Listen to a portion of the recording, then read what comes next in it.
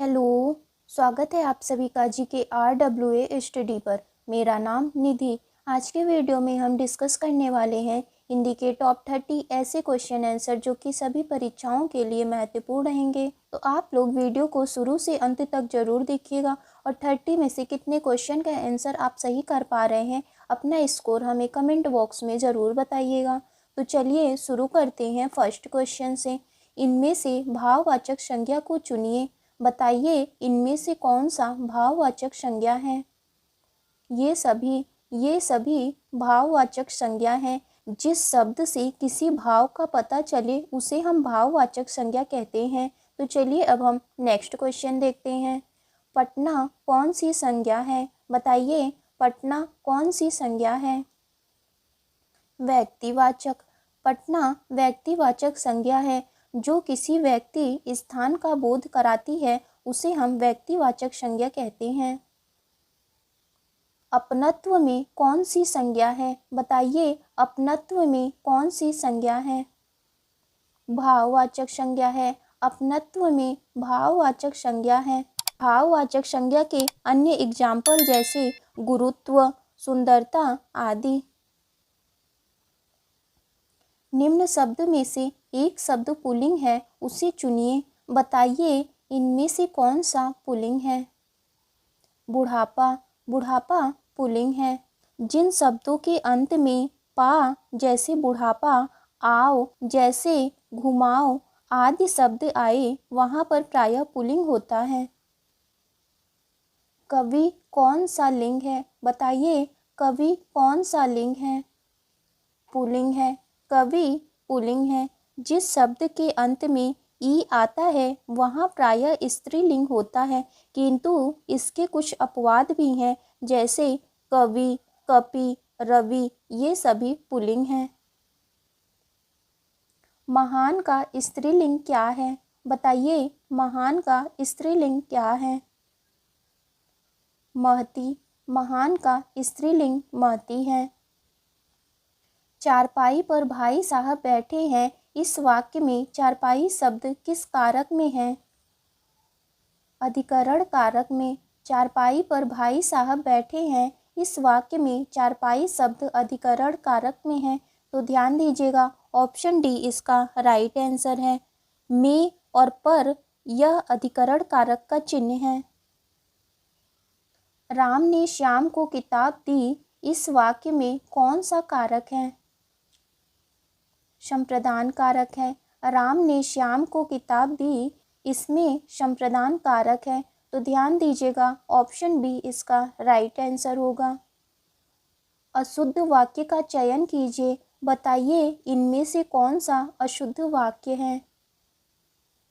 Option C इसका right answer होगा। तेरे को मेरे से क्या लेना देना, यह इस क्वेश्चन में अशुद्ध वाक्य है। अशुद्ध वाक्य का चयन कीजिए। बताइए इसका राइट आंसर क्या होगा। मैं कलम के साथ लिखता हूँ, यह इस वाक्य का अशुद्ध रूप है। शुद्ध रूप होगा मैं कलम से लिखता हूँ। शुद्ध वाक्य का चयन कीजिए। बताइए इनमें से कौन सा वाक्य शुद्ध है। ऑप्शन डी इसका राइट आंसर होगा। मुझे आज पटना जाना है, यह शुद्ध वाक्य है। निम्नलिखित में से कौन सा अनिश्चयवाचक सर्वनाम है। बताइए इनमें से कौन सा अनिश्चयवाचक सर्वनाम है। ऑप्शन सी इसका राइट आंसर होगा। कोई आ गया तो क्या करोगे। निम्नलिखित में से कौन सा प्रश्नवाचक सर्वनाम है। बताइए इनमें से कौन सा प्रश्नवाचक सर्वनाम है। ऑप्शन डी इसका राइट आंसर होगा। कौन आया था, यह प्रश्नवाचक सर्वनाम है। निम्नलिखित में से कौन प्रश्नवाचक सर्वनाम है। बताइए इसका राइट आंसर क्या होगा। दूध में क्या गिर पड़ा, यह प्रश्नवाचक सर्वनाम है। जो इंद्रियों से परे हो उसे हम क्या कहते हैं। अगोचर। जो इंद्रियों से परे हो उसे हम अगोचर कहते हैं।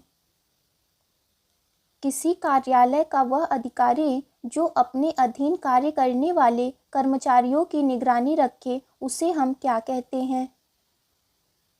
अधीक्षक कहते हैं।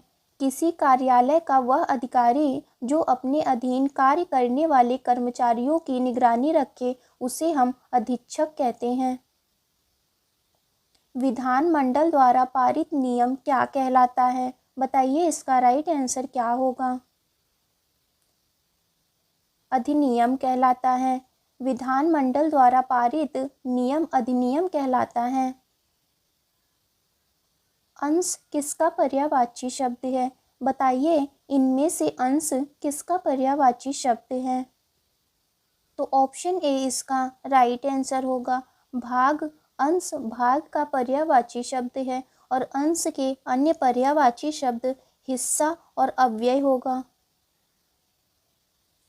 घी का पर्यायवाची शब्द क्या है? बताइए घी का पर्यायवाची शब्द क्या होगा? नवनीत। घी का पर्यायवाची शब्द नवनीत है और घी के अन्य पर्यायवाची शब्द घृत और अमृत है। चतुर का पर्यायवाची शब्द क्या है? बताइए इसका राइट आंसर क्या होगा? पटु। चतुर का पर्यायवाची शब्द पटु है और चतुर के अन्य पर्यायवाची शब्द नागर, प्रवीण और विज्ञ है। चंद्रमा का पर्यायवाची शब्द क्या है? बताइए चंद्रमा का पर्यायवाची शब्द क्या होगा? ऑप्शन डी इसका राइट आंसर है। मृगांक। चंद्रमा का पर्यायवाची शब्द मृगांक है और चंद्रमा के अन्य पर्यायवाची शब्द सुधांशु, मयंक, सुधाकर, शशि और राकेश है। भाड़ झोंकना का क्या अर्थ है? बताइए भाड़ झोंकना का क्या अर्थ है? व्यर्थ समय नष्ट करना। भाड़ झोंकना का अर्थ है व्यर्थ समय नष्ट करना। तो ध्यान दीजिएगा ऑप्शन डी इसका राइट आंसर होगा। अब सुनीता के हाथ पीले करने का समय आ गया है। रेखांकित मुहावरों का क्या अर्थ है? विवाह करने का। अब सुनीता के हाथ पीले करने का समय आ गया है। इस रेखांकित मुहावरे का अर्थ है विवाह करने का समय आ गया है। अंधेर नगरी का क्या अर्थ है? बताइए अंधेर नगरी का क्या अर्थ है? ऑप्शन सी इसका राइट आंसर होगा। अन्याय की जगह। अंधेर नगरी का अर्थ है अन्याय की जगह। तबेली की बला बंदर के सिर का क्या अर्थ है? किसी का अपराध दूसरे के सिर। तबेली की बला बंदर के सिर का अर्थ है किसी का अपराध दूसरे के सिर। यानी कि आप कह सकते हैं अपराध करे कोई, पकड़ा जाए कोई और। गए थे रोजा छुड़ाने, नमाज गले पड़ी का क्या अर्थ है? ऑप्शन डी इसका राइट आंसर होगा। गए थे रोजा छुड़ाने, नमाज गले पड़ी का अर्थ है उपकार करने के बदले स्वयं को दुख भोगना पड़ा। पूस की रात कहानी के रचयिता कौन है? बताइए पूस की रात किसकी कहानी है? मुंशी प्रेमचंद्र की। पूस की रात मुंशी प्रेमचंद की कहानी है। छाया कहानी के रचयिता कौन है? जयशंकर प्रसाद। छाया कहानी के रचयिता जयशंकर प्रसाद हैं। चतुरी चमार कहानी के रचयिता कौन है? बताइए चतुरी चमार कहानी के रचयिता कौन है? निराला जी। चतुरी चमार कहानी के रचयिता सूर्यकांत त्रिपाठी निराला जी हैं। वीर गाथा काल के सर्वश्रेष्ठ कवि कौन माने जाते हैं? बताइए इसका राइट आंसर क्या होगा? चंदबरदाई। वीर गाथा काल के सर्वश्रेष्ठ कवि चंदबरदाई माने जाते हैं। अतीत के चलचित्र के रचयिता कौन है? बताइए अतीत के चलचित्र के रचयिता कौन है? यह आपका टेस्ट क्वेश्चन होगा। इसका आंसर आपको कमेंट बॉक्स में ज़रूर बताना है। तो आज की वीडियो आपकी यहीं तक थी। वीडियो अच्छी लगी हो तो लाइक करें, शेयर करें। अगर आप चैनल पे नए हैं तो चैनल को ज़रूर सब्सक्राइब करें।